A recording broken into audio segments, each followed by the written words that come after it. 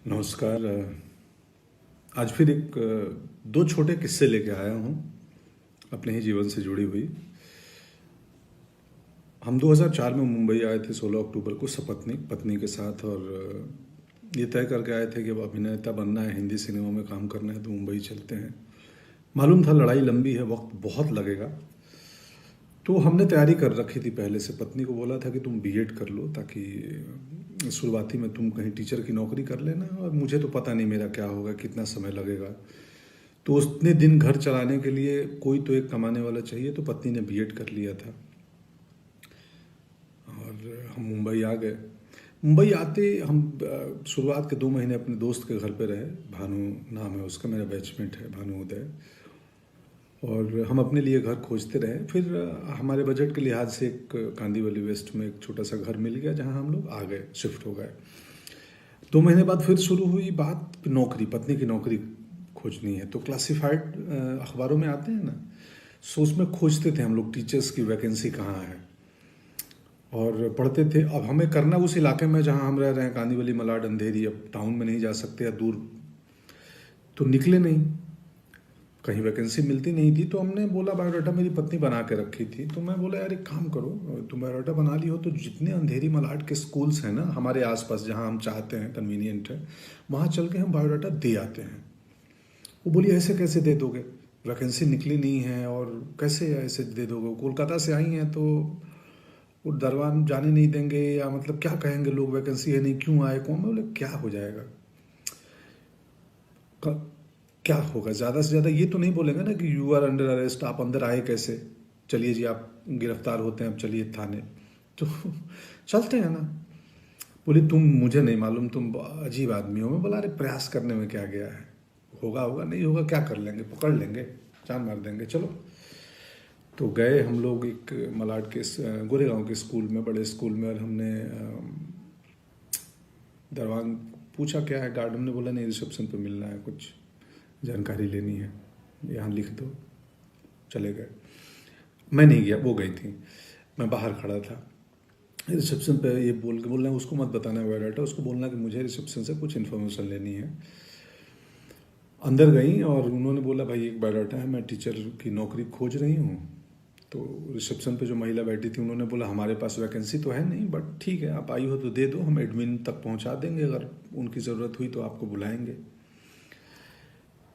कट्टू सिनेमा वालों की भाषा है कट्टू, मतलब इसके बाद मैं एक दूसरी कहानी पे आता हूँ। बायोडाटा दे दिया, उस महिला ने बोला कि एडमिन तक खबर दे दूंगी, ज़रूरत पड़ी कभी लगी तो बुला देंगे। आ गई, बोले चलो ठीक है, बस हमने अपना काम कर लिया।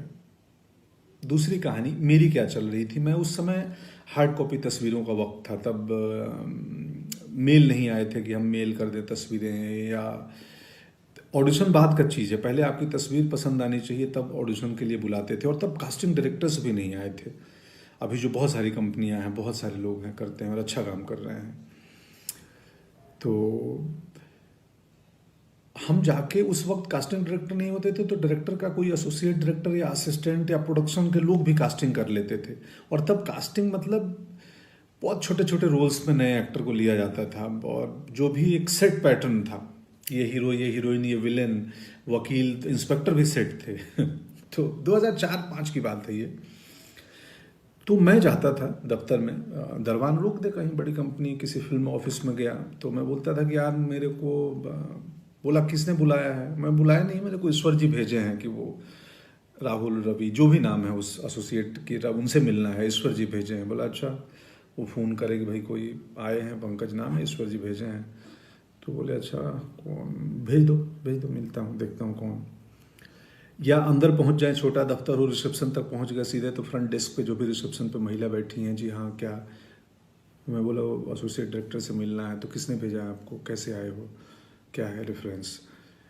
तो मैं तो बोलता था वैसे ही आया हूँ, लिफ्ट से आया हूँ अभी बस ऊपर। नहीं नहीं नहीं नहीं, यहाँ भेजा किसने है। मैं मतलब वो ईश्वर जी भेजे हैं बोल के उनसे। ईश्वर जी, बोले हाँ आप बता दो ना उनको, वो जानते हैं।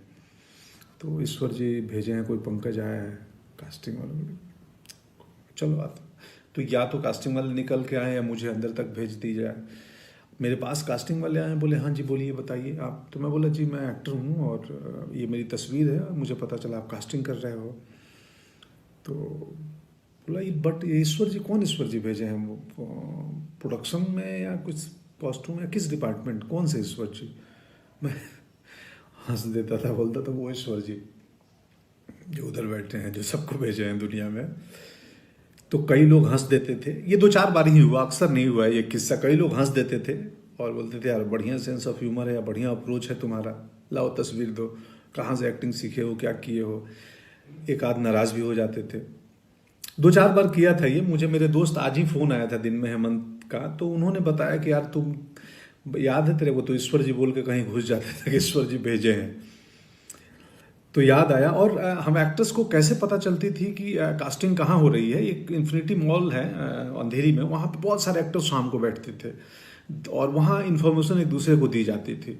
हम इतने वहाँ इकट्ठे होने लगे कि बाद में मॉल के जो सिक्योरिटी मैनेजमेंट, सिक्योरिटी वालों ने हमें खदेड़ दिया कि तुम लोग चले जाओ, यहाँ भीड़ नहीं चाहिए। उसमें पूरे हिंदुस्तान के गांव खेड़े से, छोटी जगहों से आए हुए हमारी तरह एक्टर्स थे, बहुत सारे बहुत सारे। बाद में सुजान सिंह चौक बन गया, वो भी एक एक्टर हैं सुजान जी। हम बहुत सारे दोस्त हैं, अब नाम लूंगा तो 1000 नाम हो जाएंगे जो वहाँ बैठते थे। पत्नी की कहानी पे बायोडाटा दे के चली आई, एडमिन में जाएगा। दूसरे दिन कॉल आया कि जी आप आइए, एक इंटरव्यू के लिए प्रिंसिपल ने कॉल किया है। वो गई, इंटरव्यू दी, उनकी नौकरी हो गई, पढ़ाने लगी, हमारा दुकान चल गया। और मैं ईश्वर के बहाने से दफ्तर दफ्तर घूमते रहा। मेरे ईश्वर काम नहीं आ रहे थे, कास्टिंग नहीं हो रही थी, थोड़ा वक्त ज़्यादा लगा। ईश्वर काम आए, मौके मिले, बहुत सारे मौके धीरे धीरे मिलने लगे। गैंग्स ऑफ वासेपुर पहला मौका था जिसमें मुकेश ने, तब तक कास्टिंग डायरेक्टर आ चुके थे और तब तक वो पैटर्न ख़त्म हो गया था कि किसी भी बहाने एसोसिएट असिस्टेंट तक घुस के अपनी तस्वीर दे दो या इंट्रो दे दो कि जी मैं एक्टर हूँ। तब तक प्रोफेशनल माहौल बनने लगा था। गैंग्स ऑफ वासेपुर में मुकेश कास्टिंग, उसके पहले अभिमन्यु रे थे यशराज में, वो कास्टिंग कर रहे थे। तो कास्टिंग डायरेक्टर्स का चलन हो गया था। हनी भाई आ गए थे, जोगी भाई आ गए थे, ये सब कास्टिंग डायरेक्टर्स हैं। बाद में अभिषेक की कंपनी आई। सो बहुत सारी अभी कंपनियां हैं कास्टिंग की काम करती हैं बॉम्बे में। सो पत्नी की नौकरी लग गई और मेरे ईश्वर कुछ सालों बाद काम आए और जब प्रोफेशनल हुआ माहौल तो हमें काम मिलने लगे। और बाद के दिनों में अब तो इतने ज़्यादा काम मिलने लगे कि घर पे किसी एक को रहना ज़रूरी है मेरे और पत्नी में से। तो पत्नी को स्कूल की नौकरी कुछ साल पहले छोड़नी पड़ी और अब वो घर चलाती हैं, मुझे मैनेज करती हैं, हमारे बाकी बिजनेस को मैनेज करती हैं। ये है किस्सा। कुल जमा बात इतनी है कि प्रयास नहीं छोड़ना चाहिए। हम किसान परिवार से आए हैं। किसान एक बीज डालता है ज़मीन में और डालने के बाद उसको मिट्टी से ढक देता है। उसको मालूम है कि इसमें वक्त लगेगा। मेरा काम है फेवरेबल कंडीशन देना, इसको वक्त पे पानी देना, वक्त पे धूप देना, खाद देना, आसपास घास आ गए, कचरा आ गया, सफाई करना। ये एक दिन पौधा बनेगा और फिर फलाएंगे। इसमें धीरज बहुत बड़ी चीज़ होती है। आप जिंदगी में जो काम करना चाहते हो, कोई भी काम छोटा नहीं है, कुछ भी, मतलब आप किसानी में भी कमाल कर सकते हैं, आप कहीं पे भी कर सकते हैं। खैर, शुक्रिया, आज का किस्सा इतना ही। Thank you so much.